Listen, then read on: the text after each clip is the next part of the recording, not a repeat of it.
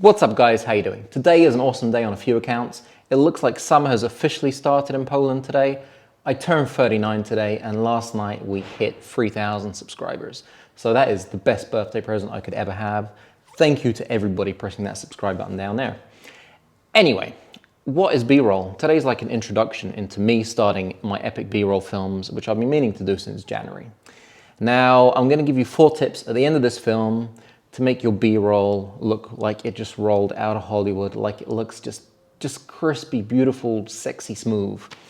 What is B-roll? Well, in television, in film, B-roll is footage that intercuts with your A-roll. Now, they don't use the term A-roll anymore. That's like seriously old school. I'm like talking Charlie Chaplin old school. But we're gonna pretend we don't know that, so let's just play it cool. So for example, you're filming an interview of someone talking about the latest drone. Now, instead of them talking for 10 minutes, which is going to be your A-roll, your main footage, you're going to intercut with details of the drone gimbal, the wings, the battery, the SD card, stuff like that, which will enrich your whole footage. It will bring attention to details that are being talked about to the viewer, and it'll make your footage flow a lot faster. So B-roll will help you cut away, for example, from mistakes you've made. Or the person being interviewed's made some mistakes, you can cut away from it, go straight to B-roll. You can cut away from jump cuts. When I started YouTube, I was doing about 50 jump cuts. If I'd have put B-roll between them, that would have made the time flow a lot faster and there wouldn't have been these crazy cuts going on. So the way I use B-roll in my films, for example, I'm talking about a product like the drone, I'll talk about it, then I'll cut to some details of the actual drone, looking really nice, sexy, filmed in a beautiful way, then I'll cut back to me, and that will keep the viewer interested. Or for example, I'll make a mistake, I'll make some mistakes, and I'll cut it, put some B-roll in, cut back to the A-roll, and I'll keep on talking, so it will look like it's just one smooth transition and I haven't made a mistake at all. So because B-roll is normally shot to be placed on top of your A-roll footage, it means that it's normally shot without sound because you'll be using sound from your A-roll or you'll be adding sound effects and music for your B-roll. So you don't need any sound. So what is this epic B-roll we keep on hearing about on YouTube? Well, epic B-roll is basically creators showing off their B-roll skills. So the smoother, the sexier, and the more it looks like it's been pulled out of a Hollywood film, the better it's gonna look. And if you can teach people those skills, you've already got something. Now, there is a problem with epic B-roll though. The point of B-roll is to fill gaps in your A-roll. That's a simple rule to follow. So filming epic B-roll, I'll stick to like 30, 45 seconds, much like an advert. If you go any longer than that, it's gonna get ridiculously boring. I'm sure you've all seen Hollywood films where footage, the cinematography is absolutely spectacular. It's beautiful. But there is no story. It's just boring as hell. And how much of that can you watch? The same with B-roll. Keep your B-roll to about 30, 45 seconds, 1 minute maximum. Because after that, people are just going to get very bored. It's just beautiful images going by and you don't need much of that.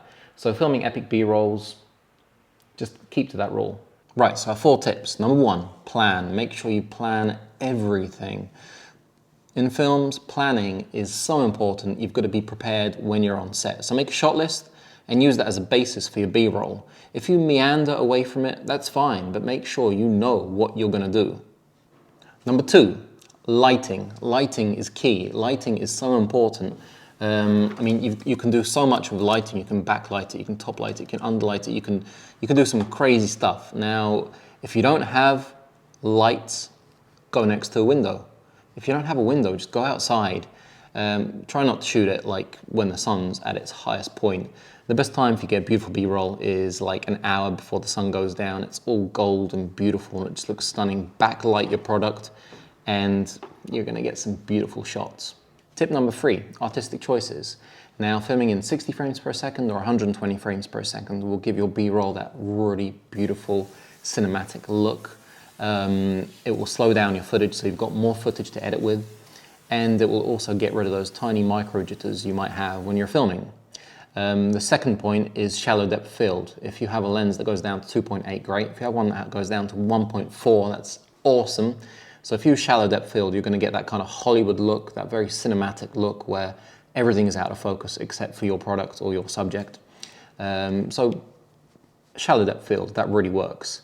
Now, gimbals or the Ninja Walk. That will make sure your footage is that little bit more smoother, especially if you're going long distances, because if you're going long distances, you don't have a gimbal, do the Ninja Walk, so heel to toe, and just be really, really smooth. Tip number 4, change your lenses and change your angles, right? So if you want a wide shot of this, it's gonna look really beautiful coming in nice and wide, and then you can get like an 85mm where it's looking really cinematic. You can get macro adapter rings for about $20 on Amazon. Stick them on and you can get some really close shots.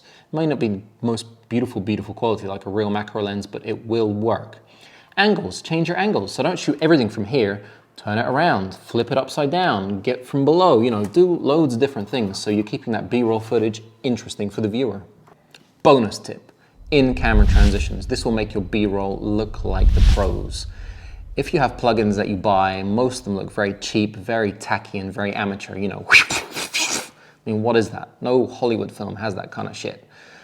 Use in-camera transitions, so whip pans, go into black, come out of black. You know, you can do so many match shots. There is so much you can do to make your B-roll look a lot more interesting. And once you master that, it will look like Hollywood.